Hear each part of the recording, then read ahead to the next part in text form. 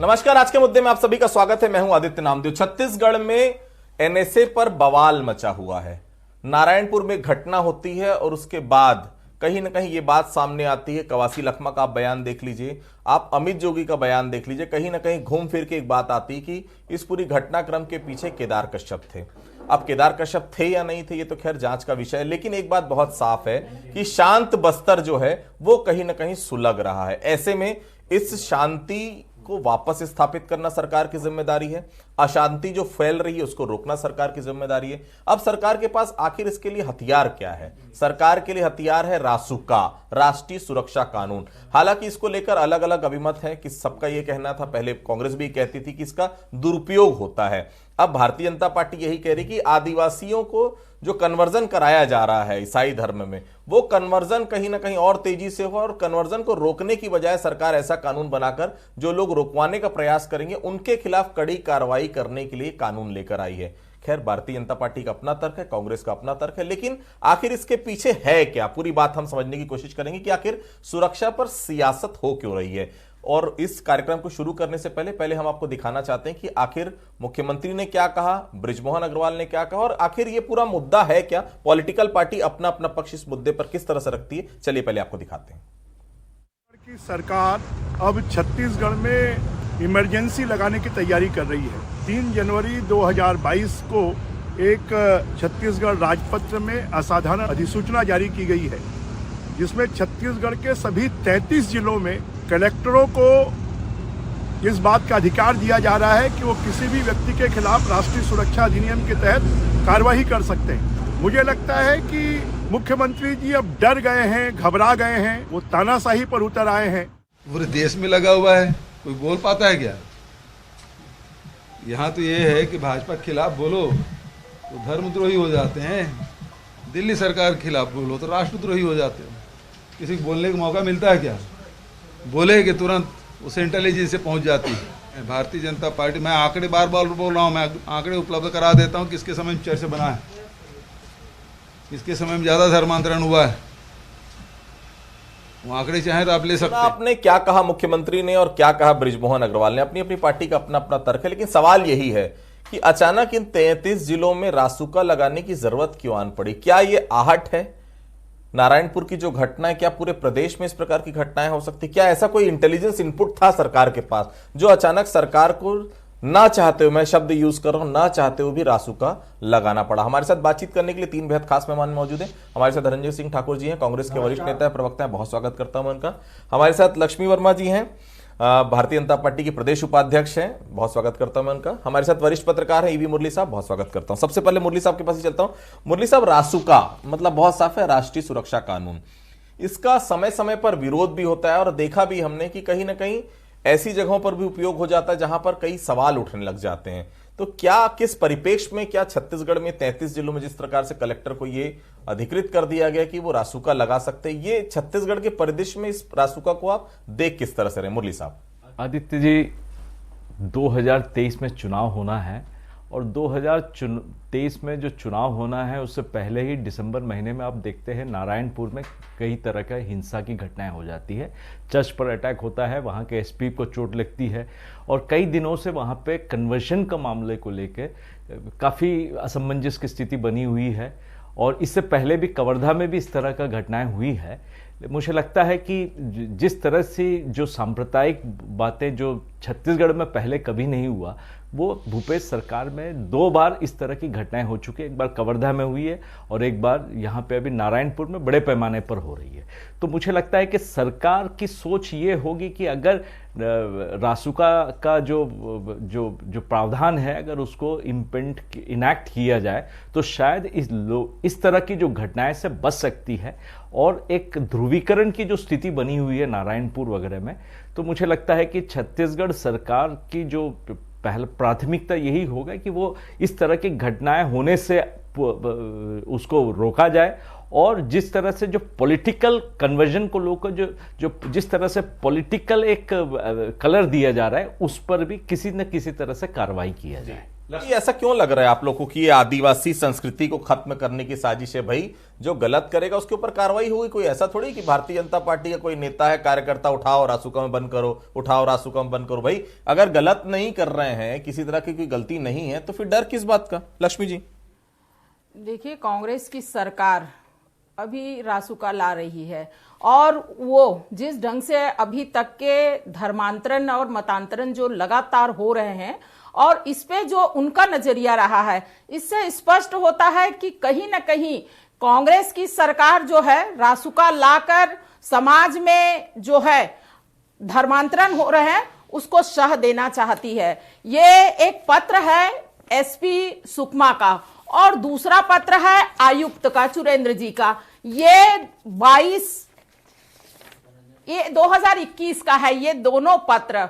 और प्रशासनिक जो अधिकारी है उनके द्वारा वो धर्मांतरण की बात, और शासन के भी संज्ञान में था कि वहां पे धर्मांतरण किया जा रहा है। बाकायदा उन्होंने थाने के सभी थाना प्रभारियों को, उनके कलेक्टर जो हैं उनको, चुरेंद्र जी पूरे समझिए विभाग के माध्यम से शासन को भी अवगत कराया था। लेकिन ये 2 साल बीत जाने के बाद भी शासन के द्वारा कोई संज्ञान में नहीं लिया जाना और एक बड़ी घटना के रूप में 2 साल बाद आज नारायणपुर में आई है। कहीं ना कहीं जो आदिवासी बाहुल्य एरिया है, चाहे हम बस्तर की बात करें और जसपुर में भी अभी बड़ी घटना घटी है मतांतरण को लेके, तो इससे ऐसा लगता है कि सरकार जो है वो मतांतरण को बढ़ावा दे रही है। एक तरफ ये कहते हैं कि हम सुरक्षा। लक्ष्मी जी एक डेटा बीच में रोक रहा हूं, माफी चाहता हूं। खैर चुरेंद्र साहब को तो छोड़िए, चुरेंद्र साहब को तो कहीं ना कहीं से चुनाव लड़ा देना चाहिए। जहां मैं देखता हूं हर नेता के पहुंच जाते हैं फूल गुलदस्ता लेके, हम कमिश्नरी छोड़ नेतागिरी कर रहे हो। दूसरी महत्वपूर्ण चीज लक्ष्मी जी मुझे एक बात बताइए कि एक डेटा आया था विधानसभा में, उस डेटा में बहुत साफ कहा गया था सबसे ज्यादा चर्च अगर बने हैं तो भारतीय जनता पार्टी शासनकाल में बने। दूसरी महत्वपूर्ण चीज, मैं नाम नहीं कोट करूंगा, एक आरएसएस के बहुत बड़े प्रांत प्रचारक थे जिनसे मेरी बात थी, उनका साफ तौर पर कहना था कि भारतीय जनता पार्टी के शासनकाल में बहुत ज्यादा कन्वर्जन हुए, लेकिन सरकार हमारी थी इसलिए हम बोल नहीं पाए। क्या ये बात गलत है लक्ष्मी जी? बिल्कुल गलत है। देखिए, कहीं भी अगर चर्च बना है, चर्च हम स्वागत करते हैं हर धर्म का और हर धर्म के अनुयायियों का। निश्चित रूप से वो जिस धर्म में है उस धर्म को मानने के लिए पूरी तरह से स्वतंत्रता है, उन्हें संवैधानिक रूप से अधिकार है। इसका कहीं उल्लेख नहीं मिलता कि अगर वहां पे अगर चर्च बने हैं तो जो हमारे सत्ता थी तब वहां धर्मांतरण किया गया है। यह बिल्कुल गलत रिपोर्ट है। मैं जुदेव जी की बात करना चाहूंगी, जिन्होंने पूरा अपना जीवन जो आदिवासी क्षेत्र में मिशनरी के द्वारा मतांतरण किए जा रहे थे उनको रोकने के लिए उन्होंने बहुत ही नरमी के साथ में उनकी संस्कृति संस्कार को बनाए रखने के लिए वो जो वापस भी चले गए थे उनको घर वापसी की उन्होंने मुहिम चलाई थी। और मैं एक चीज और कहना चाहूंगी कि कांग्रेस शासन काल जैसे ही आया और उस समय जोगी जी मुख्यमंत्री बने, उन्होंने उन्हें सीडी कांड में फंसाया। तो ये कांग्रेस का चरित्र रहा है कि जब जब कांग्रेस रहती है तो वो निश्चित रूप से मिशनरियों के माध्यम से अपने सोनिया जी को खुश करने के लिए वो इस तरह काम करती आई है। इतना बेहतरीन काम उन्होंने किया था जुदेव साहब ने, तो कम से कम एक बार सीएम बनने का तो अधिकार उनका भी था। उनके बेटों के साथ क्या हश्र हुआ क्या है मैं नहीं जाना चाहता, खैर ये विषय से हम भटक रहे हैं। धनंजय जी ये रासुका ये तो परमानेंट ही बताइए, क्योंकि रासुका देखिए बहुत साफ है, राष्ट्रीय सुरक्षा कानून मतलब साफ है 1 साल तक की सजा, और ये इसमें आपको कुछ बताने की जरूरत नहीं। सबसे बड़ी बात है कि आप किसी भी शख्स को जहां आपको लगे कि वो सांप्रदायिक सौहार्द कहीं ना कहीं सांप्रदायिक सौहार्द पर हमला कर रहा है या कहीं ना कहीं वहां की परिस्थितियां बिगाड़ना चाह रहा है, कलेक्टर के पास अधिकार है। क्या ये आप विश्वास के साथ कह सकते हैं इसका दुरुपयोग नहीं होगा? धनंजय जी निश्चित तौर पर आपके चैनल के माध्यम से प्रदेश के 2,90,00,000 जनता को आश्वस्त करता हूं, मुख्यमंत्री भूपेश बघेल जी की सरकार में बिना भेदभाव के और बिना किसी दुर्भावना के काम होती है। कोई भी दुर्भावना से इस धारा का, इस कानून का यहाँ पे दुरुपयोग नहीं किया जाएगा किसी भी व्यक्ति के ऊपर। ये मैं आपके चैनल के माध्यम से स्पष्ट कर देता हूँ। दूसरी बात, भारतीय जनता पार्टी के नेताओं के ना मानसिक दशा ठीक नहीं है, आपको बताना चाहूंगा मैं। ये एनएसए जिसको राष्ट्रीय सुरक्षा कानून कहते हैं ना, 16 अप्रैल 2020 को योगी आदित्यनाथ जी उत्तर प्रदेश में लागू कर देते हैं। सुनिएगा ध्यान से, 16 अप्रैल ना तारीख, लक्ष्मी बहन जी सुनिएगा, 16 अप्रैल 2020 तारीख बता रहा हूं ना, योगी नाथ जी हिंदू हिंदी समाज जिसको आप बोलते हैं, वो उत्तर प्रदेश में एनएसए लागू कर देते हैं। आप स्वागत करते हैं, तब आप विरोध नहीं करते हैं। छत्तीसगढ़ में सुनिए, छत्तीसगढ़ में अगर वही धारा लागू कर दी जाती है तो आप सड़क पर चिल्लाने और चीखने लग जाते हैं। क्यों भाई? इसमें तो अपराधियों को भय होना चाहिए। आपको किस बात का भय है? क्या उस षड्यंत्र में भारतीय जनता पार्टी के लोग शामिल हैं जो एसपी के सर को फोड़े हैं? क्या उन्हें बचाने के लिए आप रासुका का विरोध कर रहे हैं? और आप किस मुंह से बात कर रही हैं? मैं तो दिलीप सिंह जुदेव जी को नमन करता हूं आपके चैनल के माध्यम से, आदित्य जी, जिन्होंने रमन सरकार, आरएसएस की सरकार के दौरान जो धर्मांतरण होते थे उसमें वो चरण धोकर गंगा जल पिलाकर यहां के लोगों को अपने धर्म में वापस कराते थे। किस मुंह से बात करते हैं आप लोग? दूसरी बात, ये कह रहे थे चर्च बनने का हम स्वागत करते हैं। अरे रमन सिंह भी स्वागत किए थे 15 साल तक। मुझे एक बात बताइए, 5वीं अनुसूचित क्षेत्र में जिस गांव में बूढ़ा देव की पूजा होती है, जिस गांव में प्रकृति की पूजा होती है, जहां कोई ईसाई नहीं था, रमन सरकार में चर्च कैसे बना? क्योंकि वहां के लोगों ने धर्म परिवर्तन किया। 2007 की घटना को बताता हूं, मैं उस पास्टर का नाम नहीं लूंगा, उस आदिवासी युवक का। वो कह रहे हैं 2007 में मैंने धर्म परिवर्तन किया था। कौन थे भाई? मुख्यमंत्री जी डॉक्टर रमन सिंह थे ना। क्यों आपने उनको नहीं रोका? असल मायने में भाजपा की मानसिकता छत्तीसगढ़ में हिंसा करने की है, छत्तीसगढ़ में दंगा करने की है। ये तो 2021 में ना इनका अधिवेशन हुआ था, राष्ट्रीय अधिवेशन भारतीय जनता पार्टी का। वहां इन्होंने प्रस्ताव पास किया है कि छत्तीसगढ़ में धर्मांतरण के आग को फैलाकर राजनीति करना है। ये किस मुंह से बात करेंगे? जो उत्तर प्रदेश में एनएसए का स्वागत होता है, जो उत्तर प्रदेश में एनएसए लग जाए तो बेहतर है, छत्तीसगढ़ में लग जाए तो राष्ट्रद्रोही हो गया वो, छत्तीसगढ़ में गलत हो गया वो। ये कैसे दो मुंह बात करती भारतीय जनता पार्टी? धनंजय जी, हमने ये नहीं कहा है कि रासुका लगा रहे हैं वो गलत है, लेकिन उसका उपयोग जो गलत चीजों के लिए, चाहे आप देख लीजिए यहाँ पे लगातार जो धर्म से संबंधित, आज हम बात करें कवर्धा जिले में इतनी बड़ी घटना घटी, और आपने जिन्होंने आज हमारे ध्वज को कहना चाहिए फेंक दिया, उतार के अपमान किया, ऐसे लोगों के खिलाफ कार्रवाई करने के बजाय आपने वहां के जो कार्यकर्ता है भारतीय जनता पार्टी के, उसके ऊपर आपने द्वेषपूर्ण कार्रवाई की। मैं उसी तरह मैं बताना चाहूंगी कि आप लगातार, चाहे आप यहां पे देख लीजिए शराबबंदी की अगर बात करते हैं आप लोग, लेकिन यहां अवैध रूप से शराब के जो ठेकेदार काम कर रहे हैं और उनके ऊपर कार्रवाई ना करके, आज मैं अपने क्षेत्र की बात बताऊंगी कि सिमगा ब्लॉक में बड्डी पंचायत है, वो ऐसे पंचायत का सरपंच जो है विरोध किया तो जो ठेकेदार है उसके आदमियों के द्वारा मारपीट करके और उसी के ऊपर कार्रवाई की गई। तो इस ढंग से उसका गलत उपयोग ना हो, यह निश्चित रूप से संदेह है, क्योंकि कांग्रेस की जो नीति रही है वो वोट की राजनीति के लिए आज कुछ भी निर्णय लेने के लिए तैयार है।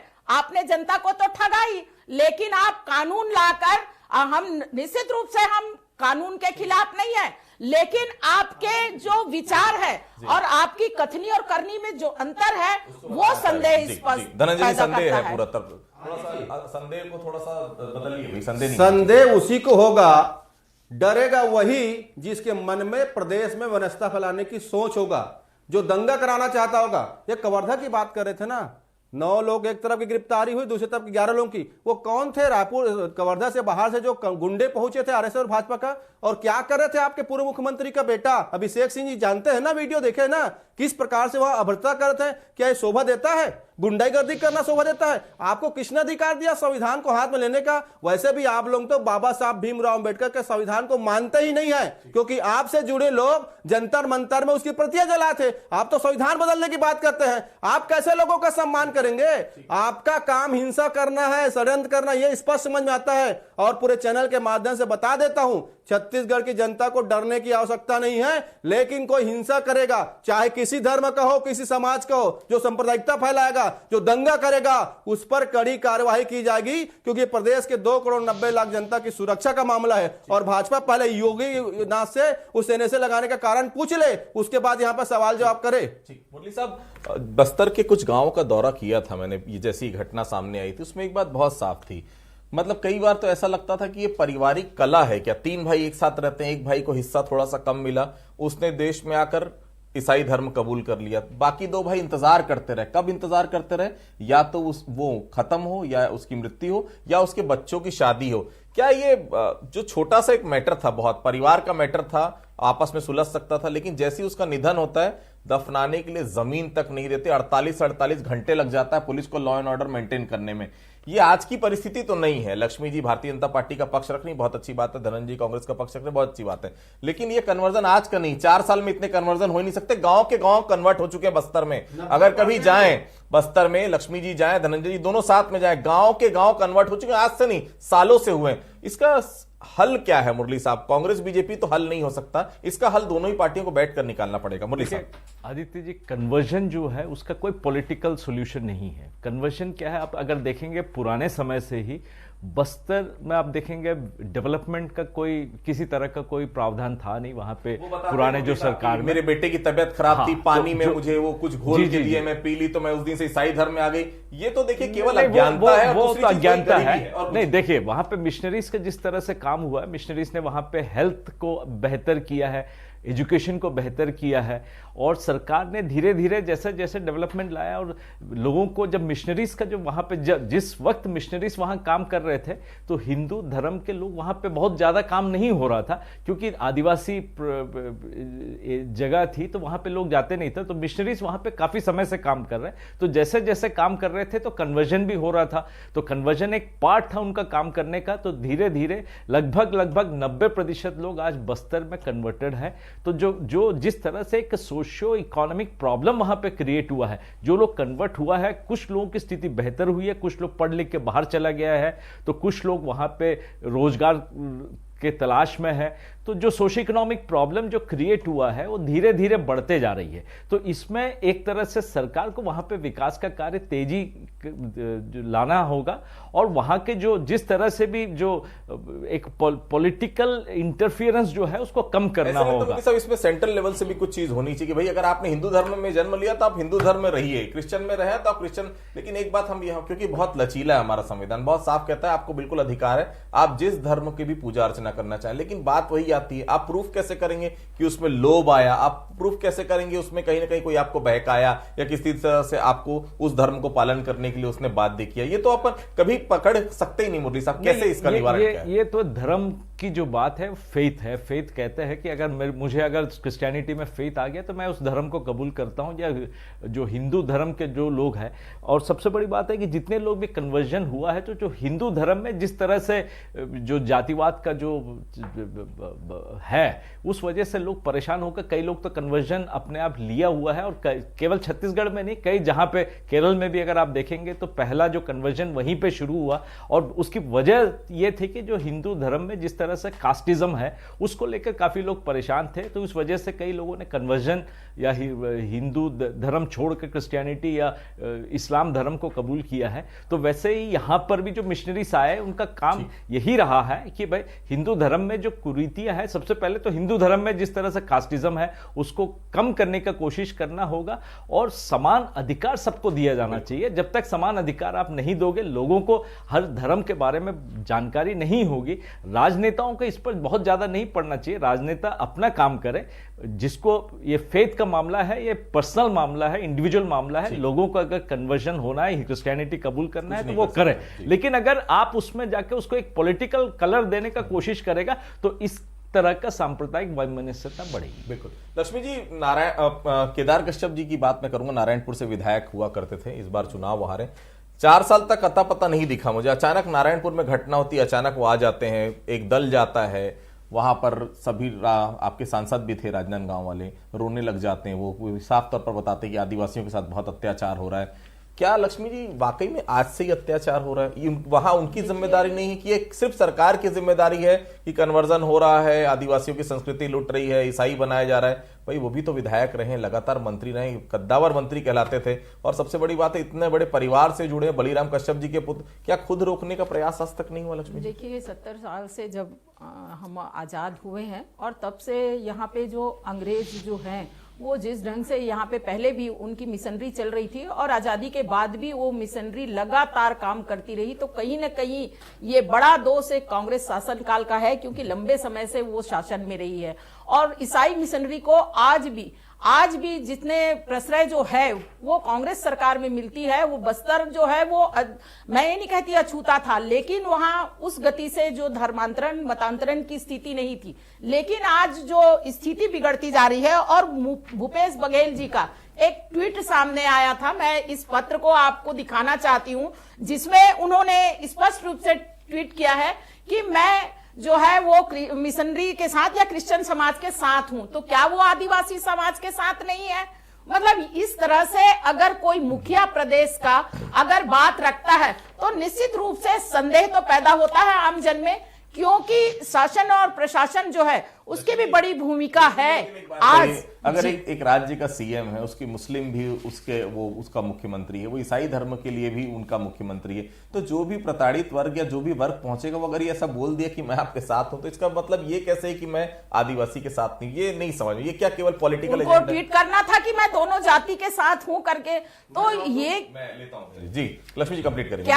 क्या है, देखिए आप देख रहे हैं कि इन 4 सालों में छत्तीसगढ़ एक शांत प्रदेश था और यहां धर्मांतरण और मतांतरण को लेके जिस ढंग से एक विद्रोह की स्थिति पैदा हो गई है समाज के बीच में, ये एक बड़ा चीज है। और कहीं ना कहीं इसको ये भी तो रोकने नहीं के है लिए लक्ष्मी जी की 12 की 12 सीटें फिलहाल कांग्रेस के पास है, और मालूम है भारतीय जनता पार्टी को बॉस कि ये दो विषय ऐसे हैं जो हर समय काम करते हैं, कुछ करे या ना करे, विकास करे या ना करे, आरक्षण और धर्मांतरण, ये दो ऐसे तुरुप कहते हैं जहां चलाओ वहां चल जाते हैं। लक्ष्मी जी नहीं, देखिए आदित्य जी, हमारी कभी भी मंशा नहीं कि राजनीति के लिए हम कोई चीज करें। हमारा शुरू से राष्ट्रवाद हमारा मुद्दा रहा है और उस पर हम चलते रहे हैं। हिंदू तो हमारी संस्कृति संस्कार है और उसको हमने कभी नहीं नकारा।